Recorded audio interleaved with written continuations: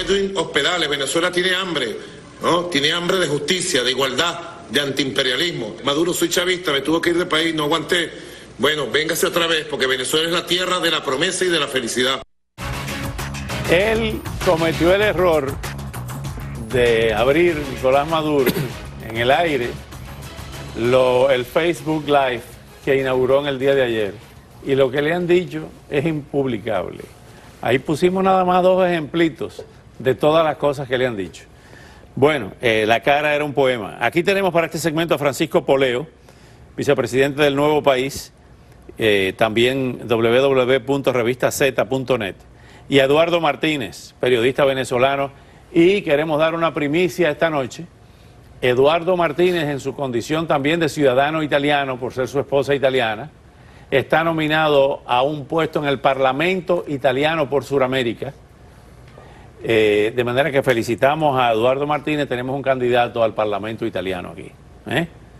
Eso es importante. Gracias. Gracias a usted. Francisco Poleo, ¿cómo ves la situación de Venezuela luego de una reunión que aparentemente no se llegó a nada hoy en República Dominicana y acaban de anunciar el listín diario que sigue mañana a las 9 de la mañana? Bueno, la situación venezolana es un pantanal, simplemente. Evidentemente en el diálogo lo único que está jugando, que está poniendo sobre la mesa el régimen es que le levanten las sanciones. Eso es lo que realmente les interesa porque es las garantías de que tendrán el exilio dorado, ¿no? Para lo cual tanto han trabajado, entre comillas, por casi 20 años. Y la oposición lo que está pidiendo son unas elecciones con garantías y con un CNE equilibrado. Eso es lo que está sobre la mesa, lo demás son adornos, hasta el tema de la fulana constituyente, fraudulenta, espuria, eso es un adorno. A ellos lo que realmente les interesa son que les levanten las sanciones, lo cual no depende de la oposición, sino de Estados Unidos y de la Unión Europea, y a la oposición tener condiciones para poder acudir a las elecciones presidenciales. Eduardo Martínez, evidentemente que hay un movimiento en la comunidad internacional ya de primer orden. Vemos como Thomas Shannon no es la figura que está viajando, tratando de componer batea, como dicen los cubanos aquí en Miami, a nombre del Departamento de Estado y del Gobierno de los Estados Unidos. Está directamente el canciller, está directamente el ministro de Relaciones Exteriores, secretario de Estado del Departamento de Estado, Rex Tillerson, con un periplo que comienza el día 1 con Peña Nieto en Los Pinos, en México, viaja a Buenos Aires a reunirse con Macri, viaja luego a Perú con PPK, Pedro Pablo Kuczynski, y finaliza ese viaje con una reunión con Juan Manuel Santos en Bogotá. Dice que el tema central es Venezuela. ¿Se está cerrando el cerco contra el gobierno de Maduro? El cerco está cerrado. Los altos dignatarios chavistas, maduristas, ya no pueden prácticamente salir de Venezuela. Si quieren ir a China o quieren ir a los países árabes, tendrán que ir en vuelos privados, no pueden pasar a través de Europa, no pueden pasar a través de Estados Unidos, no tienen manera ahora de salir. Eso cierra el cerco, se cierra el cerco. Hay una noticia que apareció esta tarde en la prensa venezolana, en las páginas web, donde se señala que Estados Unidos estaría dispuesto a dejar de comprar petróleo, que eso sería un puntillazo ya, el sablazo final, porque el único que paga petróleo a Venezuela es Estados Unidos. Es Estados Unidos, justamente. El gobierno de Estados Unidos ha dicho hoy que las sanciones impuestas, citamos, al gobierno de Nicolás Maduro están teniendo efecto y le crean serios aprietos económicos a un régimen altamente corrupto y que el cerco financiero internacional para ayudar a los venezolanos a recuperar la democracia es cada vez más fuerte. Esto es una declaración aplastante contra el gobierno de Nicolás Maduro. Escuchemos lo que decía Jorge Rodríguez al momento de llegar para iniciar la reunión en República Dominicana, que no llegó a nada en el día de hoy.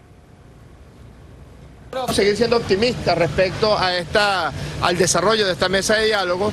Estamos desde hace ya algún tiempo muy cerca de un acuerdo. Ya hay un documento preliminar que permite señalar que faltan muy pocas cosas para lograr un acuerdo. Así que hoy puede ser un gran día, como diría Serrat. Están a punto de llegar a un acuerdo, dice. ¿Quiénes? El gobierno representado por él y Delcy, ¿con quién? Mira, ¿con Julio Borges? Él filtró, el mismo Jorge Rodríguez, hace unos días, un documento ante las cámaras y aparentemente, según ese documento rayado por Jorge Rodríguez, el acuerdo sería una comisión mixta para pedir que cesen las sanciones una vez que hayan elecciones libres en Venezuela, ¿no? Con un CNE equilibrado, que se lograría renovando los 2 rectores que tienen los periodos vencidos.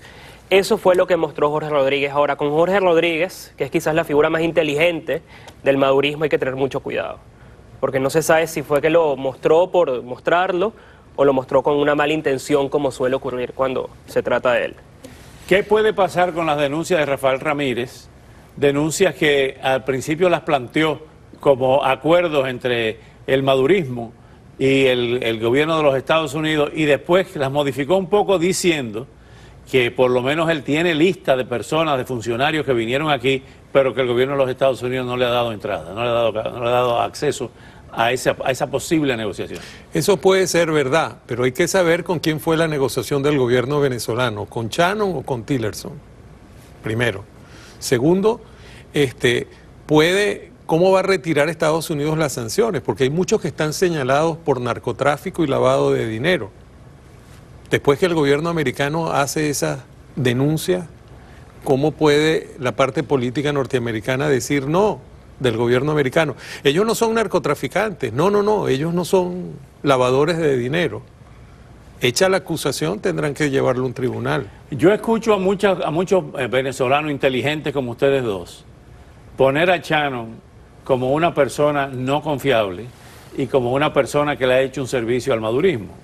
Es una intuición que tengo por lo que ustedes dicen. Ahora bien, no les llama la atención, y no queremos ser abogados del diablo aquí de defender a Shannon, de que Shannon es un diplomático, un burócrata, al estilo Roy Chatterton, que sopla para donde le digan que sople. Por ejemplo, llegó a España hace poco, días antes de que se anunciaran las sanciones de la Comunidad Europea contra Venezuela. Shannon estaba ahí, llegó a Estados Unidos y Estados Unidos sigue mostrando un endurecimiento. El gobierno venezolano está acusando a Shannon de haber ido a soplar la candelita para que los europeos sancionaran. El buen y el mal policía. O bueno, o hizo todo lo contrario, más bien intentó que eso no ocurriera. Tampoco tenemos pruebas de que eso, de que lo que hubiera soplado, ¿no?, a favor de la candela. Pero Shannon no actuó de forma independiente, él obedece órdenes de su secretario de Estado, del jefe del departamento. En teoría. No sabemos. Lo que sí sabemos es que tiene una relación muy cercana con Diosdado Cabello. La juventud brillante de Francisco Poleo lo hace no creer ni en el agua tibia. ¿Qué tú me dices? ¿Que Shannon es amigo de Diosdado Cabello? Es amigo de Diosdado, o al menos tienen una relación bastante cercana. ¿Y eso lo agrega Maduro? Claro, porque ellos participaban en el grupo de Boston, hasta que Chávez prohibió esas reuniones a los chavistas. Pero eso era en el pasado, han pasado muchas cosas después de ahí. Pero no sabemos. Ahora, ¿por qué Diosdado no ha sido sancionado todavía por Estados Unidos? Pero sí por la Unión Europea. Pero no por Estados Unidos. Encabeza la lista. Pero no por Estados Unidos. Bueno, esa es una de las preguntas que hay que hacerle a Tillerson cuando lo agarremos por un brazo para decirle, Tillerson, ¿qué pasó? Ahora, la importancia de Tillerson como negociador directo, ¿ustedes se la dan esa importancia? Un hombre que conoce a Venezuela, que era el CEO de la ExxonMobil. A Tillerson sí. A Tillerson, que era el CEO de la ExxonMobil. ¿Qué importancia puede tener esto en esta coyuntura con ese periplo que está haciendo, con ese viaje? Bueno, petróleo. Línea dura. Línea dura. Línea dura y los negocios petroleros que evidentemente hay en Venezuela, todo el tema del Esequibo, de la faja, etcétera, evidentemente sigue estando en la agenda de Tillerson. Pero ahí están los rusos metidos. Sí, claro. O queriéndose meter. Muy amigos de Tillerson, ¿no? Yo no sé, pero Maduro está muy interesado en el diálogo. Vamos a ver lo que habló. El gobierno de Venezuela está listo para firmar el acuerdo con la oposición venezolana. Listo. Para la convivencia, para el diálogo permanente, para la paz, para la democracia. Espero que la delegación de la oposición venezolana llegue a República Dominicana.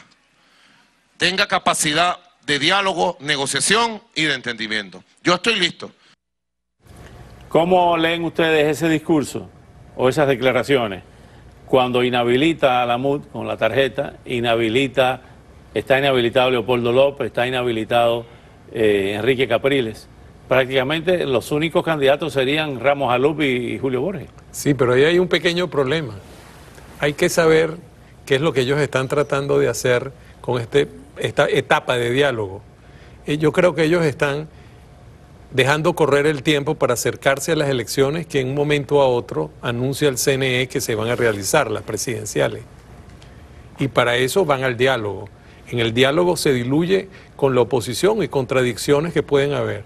Pero lo que también se ha podido conocer es que el gobierno pide que se levanten las sanciones a los altos funcionarios del gobierno, lo cual no está en la oposición concederlo. Y si el gobierno pide eso, pide lo que la contraparte no puede darle. Entonces va a haber otra etapa en República Dominicana o en cualquier otro lugar.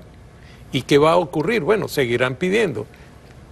La oposición pide transparencia del CNE, una nueva junta directiva del CNE, que el gobierno no está dispuesto bajo ninguna circunstancia a dárselo hasta después de las elecciones. Hay otra oposición, o por lo menos hay otra parte de la oposición que sigue la línea dura. Vamos a escuchar lo que dijo Antonio Ledesma en Lima, refiriéndose precisamente a las sanciones.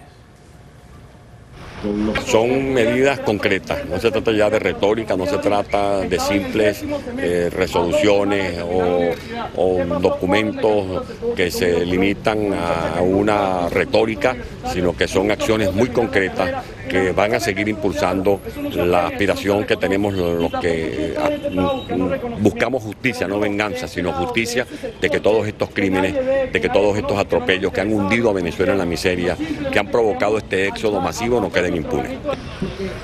Por otra parte, María Corina Machado dice hoy, coordinadora de Vente Venezuela, que la opción de los venezolanos para lograr un cambio de gobierno es la presión organizada de rebeldía y desobediencia cívica, junto con una conducción política como ruta de la salida de Nicolás Maduro. ¿A dónde pueden llegar estas contradicciones dentro de la oposición? Mira, los de línea dura y los de línea de negociación. Yo creo que tanto en el régimen como en la oposición está pasando lo mismo en este momento. Hay contradicciones internas en cada bando entre los de la línea dura y los de la línea más pragmática, por decirlo de alguna manera, o más de centro. Los de la línea dura de la oposición ya sabemos quiénes son y quiénes son los de la línea pragmática. En el caso del régimen, yo creo que ahí es donde se decide realmente la partida. Hay una pugna entre la línea dura, que es Diosdado Cabello, acusado por narcotráfico, y la línea más pragmática, que ahora parece encabezar Jorge Rodríguez y su hermana, Delcy, en la cual entraría por cosas de la vida Maduro. No se quieren ahogar. No. Gracias por venir y felicitaciones nuevamente por esa postulación. Estamos frente a un diputado italiano y no lo sabíamos. Gracias.